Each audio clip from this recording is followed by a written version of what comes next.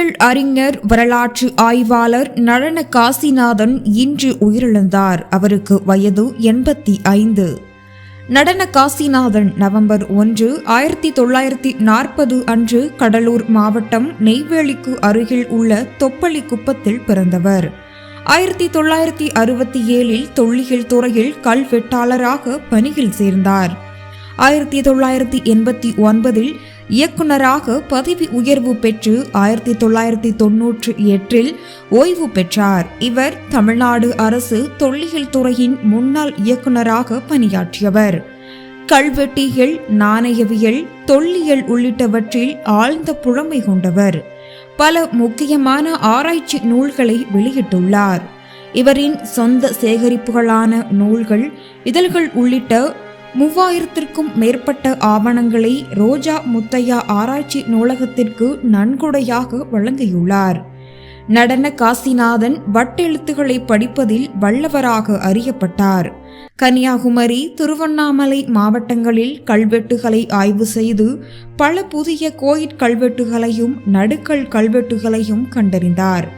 செப்பு பட்டயங்கள், கல்வெட்டுகள், சிற்பங்கள் பலவற்றை கண்டுபிடித்தார். திருத்தணிக்கு அருகிலுள்ள வேளஞ்சேரியில் பல்லவ மன்னன் அபராஜிதன், சோழ மன்னன் 1ஆம் பராந்தகன் காலத்திய 2 அரிய செப்பு பட்டயங்களை கண்டறிந்தார். தனியார் ஒருவரிடமிருந்த மராத்திய மன்னர் சரபோஜியின் திருவுருவ சிலையையும், ராயப்பேட்டையில் ஒரு புற்று கோயிலுக்கு அருகில் இருந்த பௌத்த புடை சிற்பத்தையும் கண்டறிந்தார். எல்லிஸ் கிணறுகள் அமைத்ததை தெரிவிக்கும் கல்வெட்டையும், காரனெட் நிறுவனத்தார் சிற்பக்கடங்கில் இருந்த வட்டெழுத்து கல்வெட்டுடன் கூடிய பல்லவர்கால துர்க்கை சிலையொன்றையும் கண்டுபிடித்து வெளிப்படுத்தினார். 1984 தஞ்சாவூரில் ராஜராஜ சோழனின் 1000வது பிறந்த நாள் விழாவை அந்நாளைய முதல்வர் MG ராமச்சந்திரன் அப்போதைய பிரதமர் இந்திரா காந்தி முன்னிலையில் நடத்தினார். அதனையொட்டி தஞ்சையில் ராஜராஜன் அகழ்வைப்பையும் ஏற்படுத்தினார். தஞ்சை மாவட்டம் பூம்புகாரில் கடலகலாய்வை மேற்கொண்டு கடலினுள் போமு 5ஆம் நூற்றாண்டை சார்ந்த 5 கட்டட அமைப்புகளை கண்டுபிடித்தார். போயு 18ஆம் நூற்றாண்டை சார்ந்த சிதைந்த கப்பல் ஒன்றையும் கண்டுபிடித்தார். பூம்புகாரில் ஆழ்கடல் தொல்லியல் அகழ்வைப்பகத்தை நிறுவினார். 1994 தஞ்சையில் நடைபெற்ற 8ஆம் உலக தமிழ் மாநாட்டின் போது தஞ்சாவூர் அரண்மனை, மதுரை திருமலை நாயக்கர் அரண்மனை, சரபேந்திரராசன் பட்டின மனோரா, தரங்கம்பாடி கோட்டை, ராமநாதபுரம் ராமலிங்க விலாசம் ஆகியவற்றை அவற்றின் பழமை மாறாது புதுப்பித்தார். பொதுமக்களிடையே மரபு சின்னங்கள் பாதுகாப்பு பற்றிய விழிப்புணர்வை ஏற்படுத்துவதற்காக மாவட்டந்தோறும் வரலாற்று கருத்தரங்குகள் பலவற்றை நடத்தினார். ஆழ்கடல் அகழாய்வு கருத்தரங்குகளை சென்னையிலும் பூம்புகாரிலும் நடத்தினார். வெளிநாடு வாழ் ஆய்வாளர்கள் கலந்து கொண்ட அகில உலக ஆழ்கடல் அகழாய்வு கருத்தரங்கினை சென்னையில் நடத்தினார். 10க்கும் மேற்பட்ட தொண்டை மண்டல வரலாற்று கருத்தரங்குகளை நடத்தியுள்ளார்.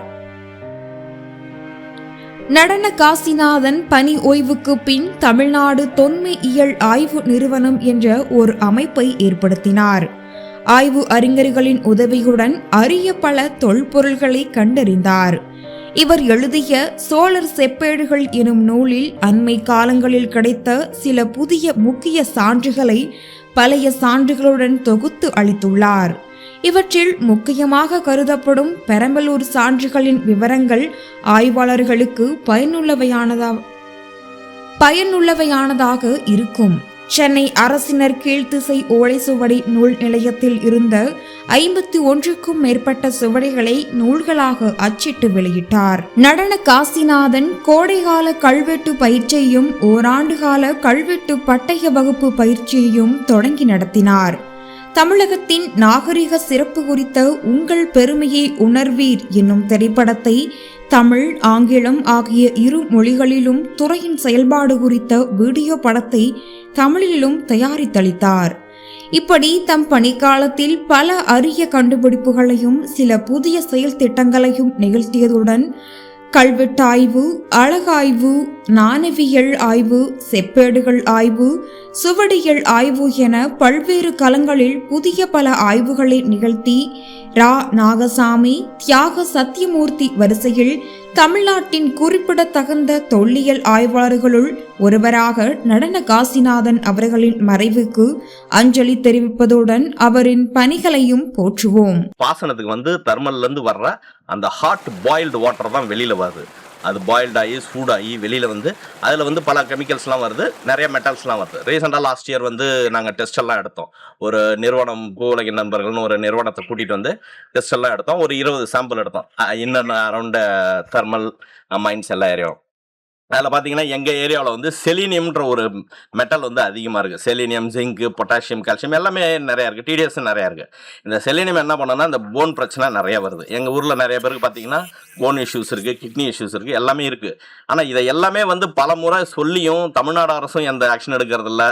இலவச திட்டங்களை பெறுகின்ற பொழுது அரசின் உண்மை முகம் நமக்கு தெரிவதில்லை.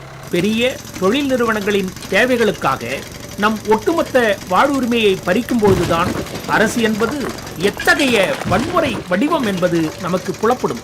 ஒரு தனியார் நிறுவனத்தினுடைய அணுகுமுறையைப் போல நிலத்தை விவசாயிகளிடத்திலிருந்து பிடுங்குவது, அதிலிருந்து நிலக்கரி எடுப்பது, அதை விற்பது, மின்சாரமாக்குவது, விற்பது, இவ்வளவுதான். இது ஒரு சுருங்க சொன்னால் இது ஒரு ஆபத்து மிகுந்த இந்த மாவட்ட மக்களுடைய வாழ்வாதாரத்தை கபலீகரம் செய்யக்கூடிய ஒரு மோசமான நிறுவனமாக அது மாறி இருக்கிறது. இன்னும் 2 மாதத்திற்குள்ளதாக மாடுலர் நியூக்ளியர் என்று சொல்லக்கூடிய ஒரு சிறிய அணுமின் நிலையம், கல்பாக்கம், கூடங்குளம் போன்ற அணுமின் நிலையங்கள் இருப்பதை போல இங்கேயும் ஒரு சிறிய அணுமின் நிலையத்தை உருவாக்குவது, எத்தனாலும் இங்கேயே தயாரிப்பது, ஹைட்ரஜன் ஆக்சைடு போன்ற ரசாயன தன்மை கொண்ட வேதிப்பொருட்களை உற்பத்தி செய்வது என்கிற நவீனமயப்படுத்தப்பட்ட ரசாயனமயப்படுத்தப்பட்ட தொழிற்சாலைகளை NLCக்குள்ளேயே அது நிறுவ வேண்டும் என்று முடிவெடுத்திருக்கிறார். உசுர கையில புடிச்சிட்டு நாங்க எல்லாரும் வேலைக்கு போனோம். அப்போதைக்கு என் ஓப்படியாரு தண்ணியில அந்த வாய்க்கால அடிச்சுட்டே போயிட்டே இருக்காங்க. சார், நான் முன்னாடி போயிட்டான், எங்க நம்ம ஓப்படியார காணுமேன்னு பாக்குறேன். அது பாட்டு தண்ணியிலே அடிச்சுட்டு போகுது. அப்போ உசுறு அவங்களுக்கு எல்லாம் பெருசா கிடையாது. எங்களுடைய வாழ்வாதாரத்தை எடுத்து முடிச்சு எல்லாத்தையும் க்ளோஸ் பண்ணிட்டாங்க. NLC நிறுவனமே தேவையில்லை. கலெக்டர் ஆஃபீஸில் 3 சிங்கிள் நாங்கள் மனு கொடுத்தோம். என்ன சொல்கிறாங்க, பாதி பேருக்கு தான் வேலை கொடுக்க முடியும், பாதி பேருக்கு வேலை கொடுக்க முடியாதுங்கிறாங்க. அப்போ பாதி பேர் என்ன செய்யலாம் சொல்லுங்கள்? அப்படி இருக்கும் பட்சத்தில் நாங்கள் ஒன்றும் பழைக்க முடியல. எங்களுக்கு நாங்கள் பொண்ணு கேட்க போனால் எங்களுக்கு பொண்ணு கொடுக்க மாட்டேங்கிறாங்க. ஐயா, முன்ன ஓட்டு வாங்குற வேலைக்கு தான் எங்களை ஐயா அம்மா எங்களை காலை பிடிக்கிறாங்க, கையை பிடிக்கிறாங்க. ஓட்டு வாங்கிட்டா திரும்பி எங்களை மதிக்க மாட்டாங்க. எங்கெங்கே கிடக்கிறவங்களெல்லாம் இங்கே கொண்டாந்து வேலைக்கு வச்சுக்கிறான். டெல்லிங்கிறான், ஆந்திராங்கிறான், கர்நாடகாங்கிறான். அங்கே உள்ளவெல்லாம் கொண்டாந்து இங்கே வேலைகளை வச்சு NLC நிறுவனத்தில் வேலை நடக்குது. எதுவுமே கொடுக்காம அவன் NLC அவன் பழைக்கிறான். நாங்கள் எல்லாத்தையுமே கொடுத்துட்டு இன்னைக்கு NLC பக்கம் நாட முடியாத நாங்கள்